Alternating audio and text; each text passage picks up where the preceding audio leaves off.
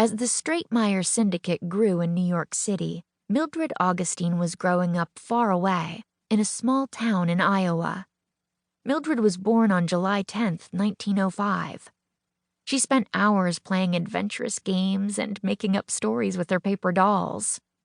Like Edward Stratemeyer, Mildred loved to read and write too.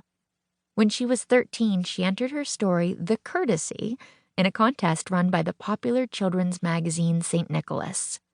It was published in the June 1919 issue, announcing she had won the Silver Badge Award.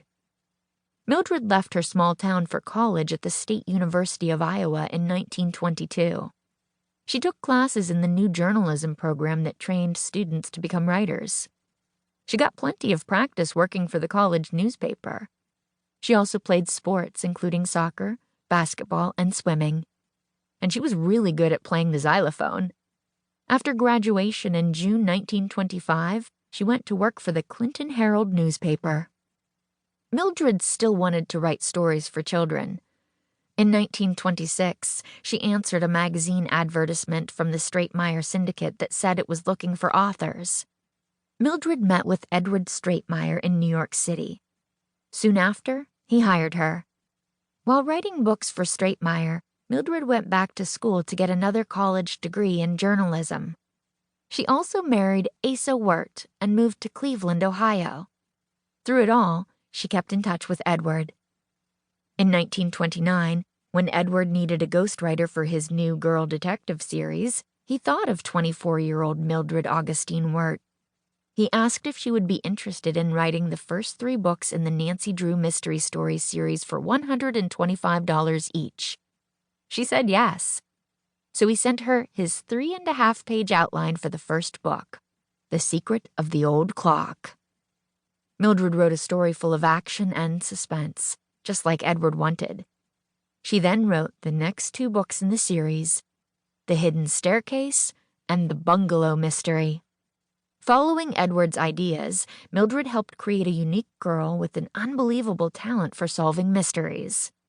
The character Nancy Drew is 16 years old and lives in the town of River Heights. Her father, Carson Drew, is a lawyer.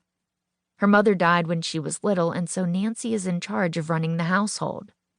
She does have some help from the family's maid, an older woman named Hannah Gruen. The Drews have plenty of money, and Nancy seems to have few worries. Her days are filled with shopping, visiting friends, going to parties, and running errands for her father in her very own car, a blue convertible known as a roadster. Nancy spends most of her time following clues to solve mysteries. Her curiosity, intelligence, and hard work lead her on adventure after adventure. Nancy's life is nonstop action. Car chases, spy missions, underground explorations.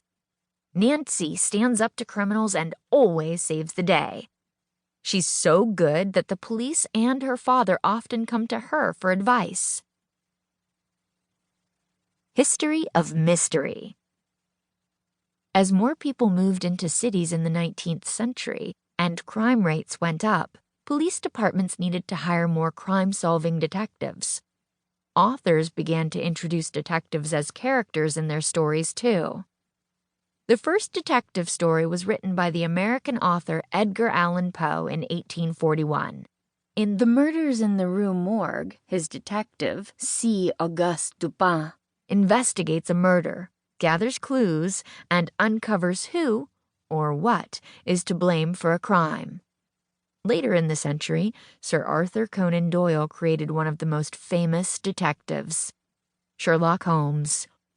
Holmes was able to solve his cases by close observation, logical reasoning, and scientific knowledge.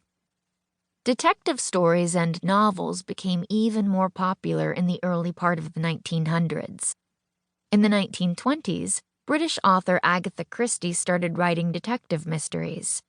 Since then, her books about Hercule Poirot and Miss Jane Marple have sold more than 100 million copies, and she has become one of the most famous mystery authors of all time.